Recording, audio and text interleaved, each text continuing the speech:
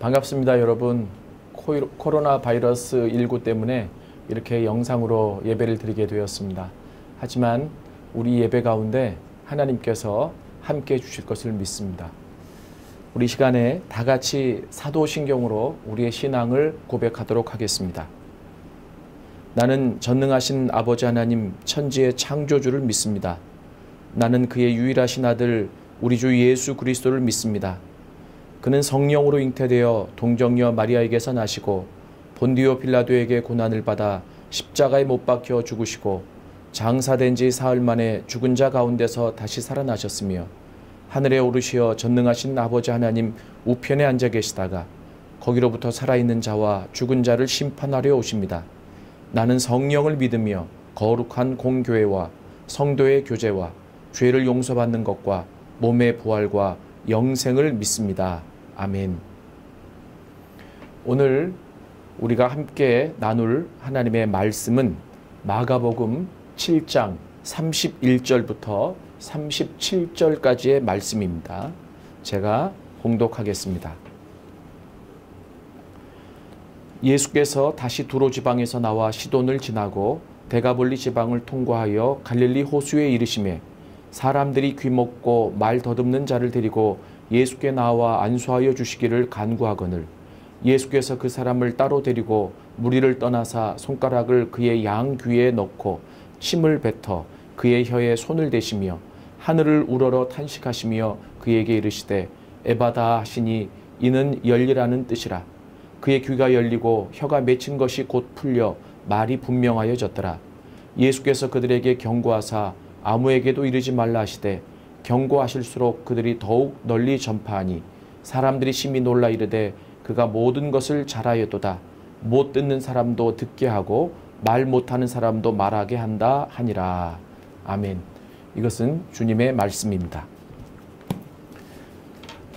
우리가 복음서를 읽다 보면 예수님의 치유에 관한 기사들이 많이 나옵니다.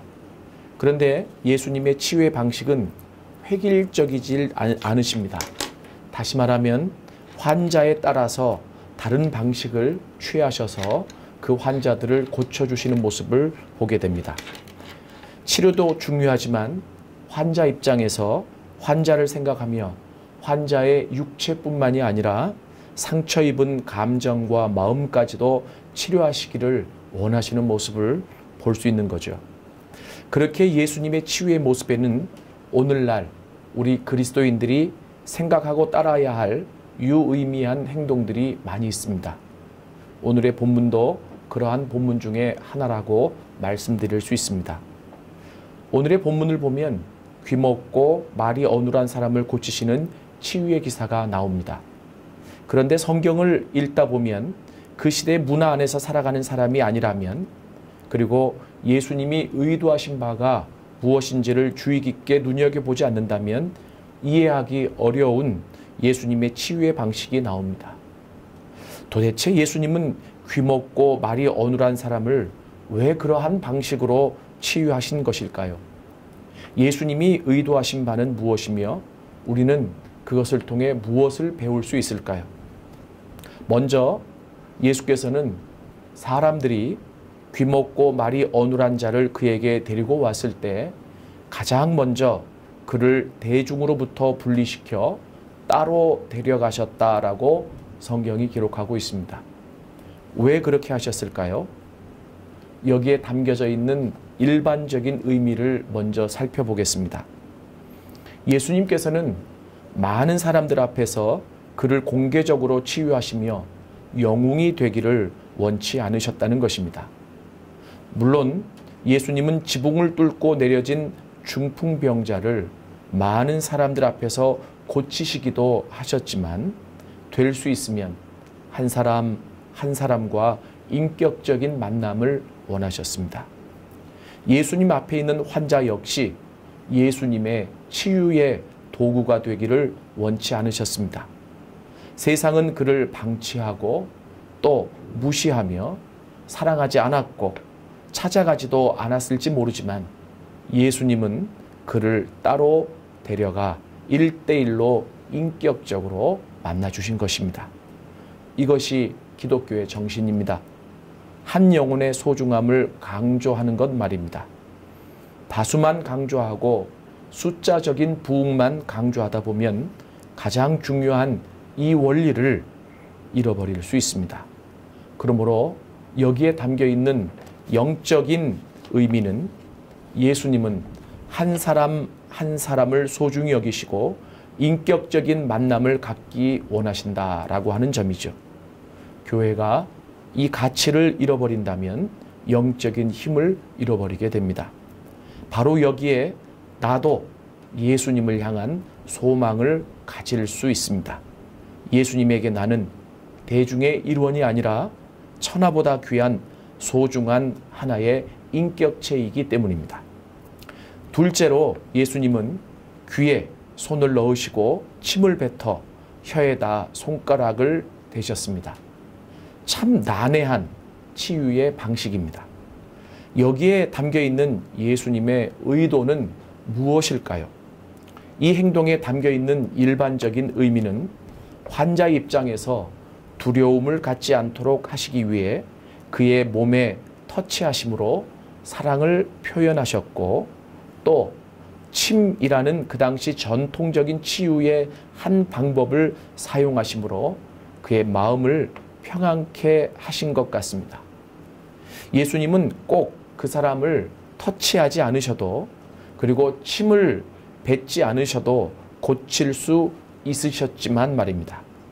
물론 왜 침을 뱉어서 손에 묻히시고 그의 혀에다가 가져다 대었는가라고 하는 이 구절은 참 난해한 구절입니다. 그렇기에 왜 꼭 그렇게까지 하셔야만 했는가를 예수님 입장에서 묻는다면 추론은 할 수 있겠지만 정확한 답은 천국에나 가서야 듣게 되겠죠. 그러나 환자 입장에서 살펴보자면 한 가지 풀어지는 게 있습니다. 환자는 예수님을 처음 만난 사람일 것입니다. 듣지 못하니 예수가 누구인지도 잘 알지 못했을 것이고 사람에게 그냥 끌려 나왔습니다.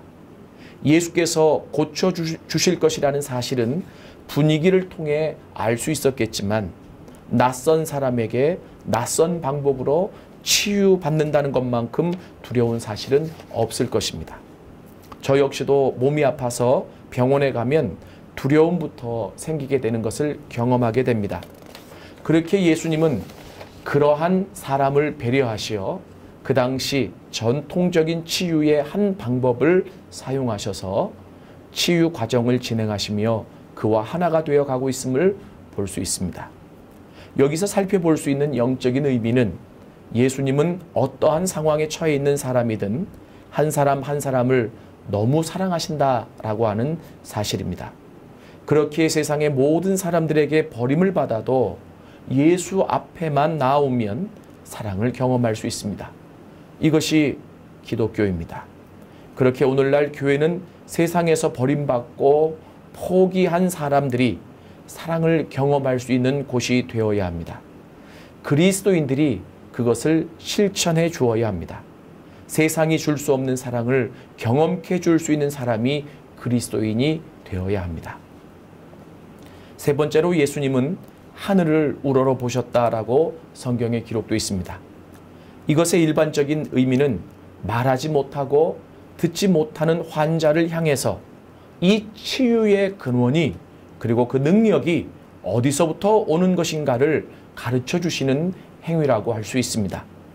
지금까지는 인격적으로 만나주시고 그리고 사랑을 표현하시며 전통적인 치유의 한 방식을 택하심으로 그와 하나가 된 일을 하셨더라면 이제부터는 영적인 방향으로 전환을 하시는 것입니다. 예수님의 치유는 사람의 침으로 고치는 것이 아니고 만짐으로만 고치는 것이 아니라 하나님께서 고쳐주신다는 것이죠. 이러한 의미를 환자 입장에서 가르쳐 주신 것입니다. 환자가 들을 수 없기에 예수님의 행동으로 보여주신 것입니다. 이것을 예수님 입장에서 보자면 예수님의 이러한 행위는 하나님을 향한 기도였다라고 할 수 있습니다. 예수님은 한순간도 아버지와 연결된 고리를 놓치신 적이 없고 아버지의 뜻을 떠나서는 어떠한 행동도 하지 않으셨기 때문입니다. 그러므로 여기에 담겨있는 영적인 의미는 하나님을 향한 기도만이 기적을 일으킨다라고 요약할 수 있을 것입니다. 오늘날 그리스도인들은 어떻게 살아야 할까요? 오늘날 그리스도인들은 예수님처럼 기도하며 하나님의 기적을 일으키며 그리고 그 사랑을 경험하며 살아가야 할 것입니다. 넷째로 오늘 성경에 보면 예수님은 탄식하셨다라고 기록되어 있습니다. 이것의 일반적인 의미는 그 환자를 향한 하나님의 마음이며 환자와 아픔을 공감하며 나온 소리였다라고 표현할 수 있을 것입니다. 히브리서 4장 15절을 보면 우리의 대제사장이신 예수는 우리의 연약함을 체휼하시는 분임을 말씀하고 있기 때문입니다. 체휼이라고 하는 말은 서로 함께해서 하나가 되어 아픔을 느낀다라는 의미가 될 것입니다. 하나님은 이미 그 사람의 눈물도 아픔도 말 못하고 억눌러 놓은 슬픔도 알고 계셨습니다. 영적으로 하나님의 도움을 입어 그 환자를 보니 말 못할 아픔과 눈물이 깊이 있게 자리 잡고 있었음을 아시고 그것을 더 깊게 느끼시며 한탄하시는 것이죠. 이 역시 사랑입니다. 환자의 입장에서 보자면 세상의 그 누구도 나의 아픔을 같이 아파해주고 울어주고 힘들어해준 사람이 없었는데 지금 예수님은 그 사람이 잊어버리고 눌러버린 아픔까지 공감하시면서 같이 아파하시고 그 고통을 탄식으로 표현하고 계신 것이었습니다. 물론 이 상황까지 오게 된 연약한 인간의 모습 때문에 탄식하신 의미도 포함이 되었겠죠. 그러므로 이 부분에 담겨있는 영적인 의미는 하나님은 지금도 나의 모든 것을 알고 계시며 같이 아파하고 눈물 흘리고 계신 분이다라고 하는 점입니다. 오늘날 그리스도인들이 하나님의 마음을 품고 세상을 향한 눈물과 아픔에 동참해야 하는 이유도 바로 여기에 있습니다. 마지막으로 예수님은 에바다라고 한마디 외치셨습니다. 예수님의 이러한 행위의 일반적인 의미를 살펴보자면 이 단어는 갈릴리 지역에서 흔히 사용하였던 아람어였습니다. 이 환자의 치유의 사건이 일어난 곳이 갈릴리였습니다. 그렇게 예수님은 그 사람을 배려하시어 아람어를 사용하고 계신 것 같습니다. 말을 못 듣지만 그렇게 긴 이야기는 할 수 없어도 입술 모양을 보면 알 수 있는 짧은 한 단어를 말씀하심으로 그 사람을 치유하고 계신 것입니다.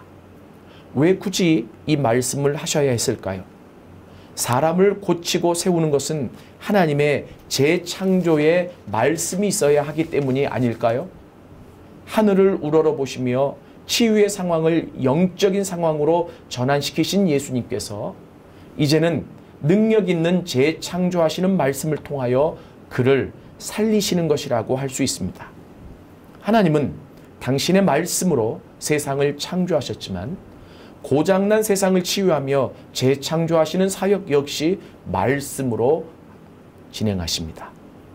예수님의 치유의 기사들을 보면 각 환자들을 향하신 재창조의 말씀이 있음을 발견할 수 있습니다.